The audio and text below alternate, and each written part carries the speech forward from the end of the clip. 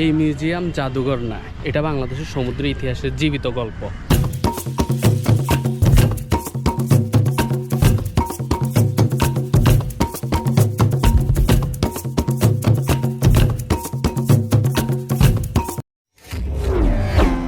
আপনি যেখানে থাকেন না কেন, আপনি লালখান বাজার আসতে হবে। লালখান বাজার আসার পর রেডিসন ব্লু থেকে সোজা একটু সামনে আসি, সোজা মোড় থেকে সামনে গেলে এখানে হচ্ছে মেরিটাইম মিউজিয়াম।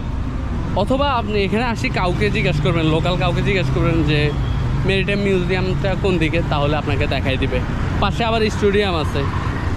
আমি এখন মিউজিয়ামের মেইন গেট দিয়ে ভিতরে ঢুকছি। আমাদেরকে 2টা টিকিট দেন। কত করে? 2টা নিচ্ছি তো, এটা ওনাদেরকে দেবেন। এখানে ঢুকলে আপনার মনে হবে যে সব কিছু রেডি করে রাখছে, একটু পরে যুদ্ধ শুরু হবে। জায়গায় জায়গায় মিসাইল, এখন এগুলা মনে হয় মানে নমুনা রাখছে। সামনে দেখতেছি একটা যুদ্ধ জাহাজ, এখন এটার উপরে চাইছিলাম উঠতে, কিন্তু আমার মনে হয় উপরে ওঠা যাবে না, কারণ ওরা এখানে দড়ি লাগাই দিচ্ছে যে উপরে উঠানে। তারপরে এখানে জায়গায় জায়গায় দেখতেছি অনেক বড় বড় কামান, কামানের পাশে আবার প্রতি জোড়া জোড়া বসে রয়েছে। একটা অবস্থা। এখানেও প্রেম চলে ভালোই, জমজমাট। এখানে হচ্ছে মানে আমার মতো আপনার মতো যারা আছে যে এটা কি অস্ত্রটা কি, এটা কামানটা কি রকম কামান, ওইটা সম্পর্কে জানেন না, মানে আমিও জানি না, তাদের জন্য এখানে সামনে একটা নেম প্লেটে লেখা আছে যে এটা কি কামান, এটার মানে কতটুকু ক্ষমতা আছে, কি করবে, এটা কত সালে বানানো হয়েছে, সব কিছু এখানে এ টু জেড লেখা আছে, বাংলাতে ইংলিশে, দুই পাশে 2 রকম লেখা আছে। এখানে একটা মসজিদ আছে অনেক সুন্দর, আর পাশে একটা ছোট রেস্টুরেন্ট আছে, ছোট না মোটামুটি বড়ই আছে। আর দেখি রেস্টুরেন্ট থেকে কিছু খাই। আইসক্রিম খাবি? আইসক্রিম খাবি?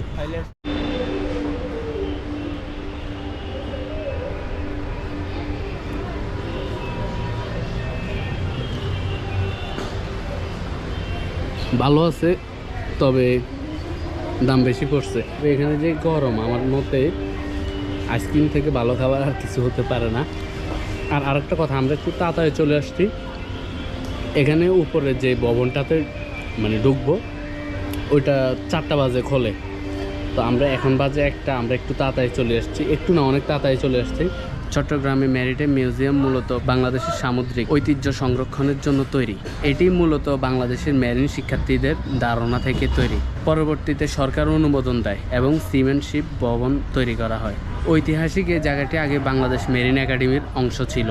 এর প্রাথমিক রূপ 1995 সালে তৈরি হয়। আধুনিকভাবে সাজানো মিউজিয়াম হিসাবে পরে 2010 সালে উন্নয়ন হয়। এবার আপনাদেরকে বলবো কেন এই মিউজিয়ামটি তৈরি করা হয়। বাংলাদেশ একটি নদীমাতৃক সামুদ্রিক দেশ। চট্টগ্রাম 1000 বছর পুরনো একটি বন্দর শহর, যা প্রাচীনকাল থেকে আন্তর্জাতিক বাণিজ্য কেন্দ্র। মূলত ইতিহাস ও সামুদ্রিক সংস্কৃতি সংরক্ষণ করার জন্য এই মিউজিয়ামটি তৈরি করা হয়। তাদের লক্ষ্য ছিল নৌবাহিনীদের সামুদ্রিক ইতিহাস তুলে ধরা, ভবিষ্যৎ প্রজন্মকে শিক্ষিত করা এবং দেশের সামুদ্রিক ঐতিহ্য সংরক্ষণ করা। এই সব কিছু দেখিয়ে বোঝানো হয় কিভাবে সামুদ্রিক বাংলাদেশের অর্থনৈতিক ও সাংস্কৃতিক জীবন ধারণকে প্রভাবিত করেছে। এটি পরিচালনা ও বর্তমান অবস্থায় মিউজিয়ামটি মূলত বাংলাদেশের নৌবাহিনীর তত্ত্বাবধানে পরিচালনা করা হয়। এটি এখন একটি শিক্ষামূলক ও পর্যটন কেন্দ্র হিসাবে তৈরি। মিউজিয়ামটা এখন খুলবে, এখন 4টা বাজে, তো আমি এটার জন্য আরেকটা টিকিট নিতে হয়েছে 50 টাকা দিয়ে। এখন এখানে একটা নেভি একজন ভাইয়ের সাথে কথা হয়েছে, পরে উনি আমার বলতেছে যে আপনি যদি একসাথে 50 টাকার টিকিটটা নিতেন তাহলে এটাতেও ঢুকতে পারতেন, এটাতেও ঢুকতে পারতেন। তো আপনারা এই ভুলটা অবশ্যই করবেন না আমার মতো। হ্যাঁ, আপনারা আসলে 50 টাকার টিকিটটাই নেবেন, তাহলে ভিতরেও ঢুকতে পারবেন মাঠে, তারপর মিউজিয়ামের ভিতরে ঢুকতে পারবেন।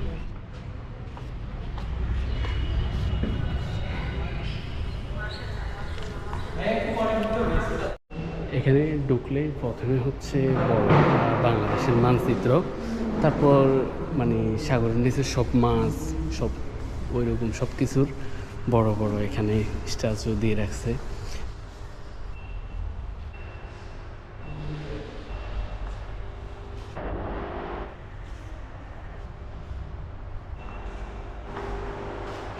প্রথম ফ্লোর দেখা শেষ, এবার দ্বিতীয় ফ্লোরে যাচ্ছি।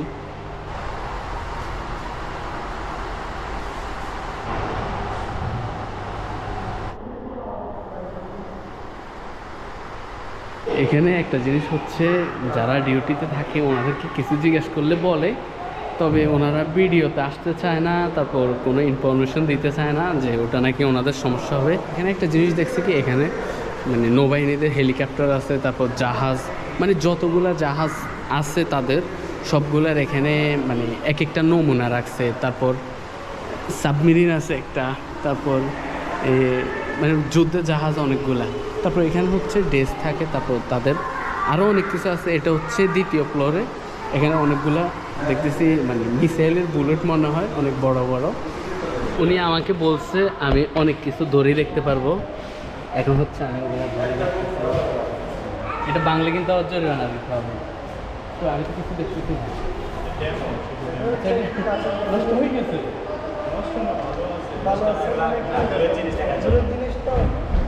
আচ্ছা, কাছের এগুলো দেখা যাবে না। আচ্ছা, এটা এই জিনিসটা এত বড় দেখা যাচ্ছে। আচ্ছা, এই কারণে দেখা যাচ্ছে না। কাছে বেশ সুন্দর। ওই জাহাজ থেকে দূরের ইয়েগুলো দেখি, ওইটা একদম কাছে চলে আসে। আর এটা তো আচ্ছা, এটা দিয়ে মোটামুটি দেখা যাচ্ছে। আমার ক্যামেরা দিয়ে দেখা যায়, এটা দিয়ে মোটামুটি একটু দেখা যাচ্ছে। তবে এখানে যেটা আমি দেখছি ওইটা দিয়ে এই লাল লেখাগুলা এত বড় দেখা যায় যে পুরো গ্লাসটা লাল হয়ে যায়। দ্বিতীয় ফ্লোর আমার দেখা শেষ, এখন আমি তৃতীয় ফ্লোরে উঠতেছি। তো এখানে উঠলেই প্রথমেই হচ্ছে সামনে ফায়ার ফাইটিং স্যুট, এখানে লেখা থাকে, সব ইনফরমেশন দেওয়া থাকে, সব কিছুতে আলাদা আলাদা। এখানে ওদের সব কিছু অনেক সাজানো। তৃতীয় ফ্লোরে ঢুকলে প্রথমে অনেকগুলো ঘন্টা দেখতে পারলাম। ঘন্টাগুলা হয়তো বা তারা এটা দিয়ে কোনো সংকেত অথবা কোনো কিছু দেয়। তারপর দেখলাম যে এখানে মানে জাহাজ চালায় যে ওরকম চাকাটা, তারপর আরও অনেক কিছু আছে। তো হচ্ছে একদম এই পাশে একটু সামনে আসলে এখানে সবগুলা নৌকা, মানে অনেক ধরনের নৌকা আছে এখানে। তারপর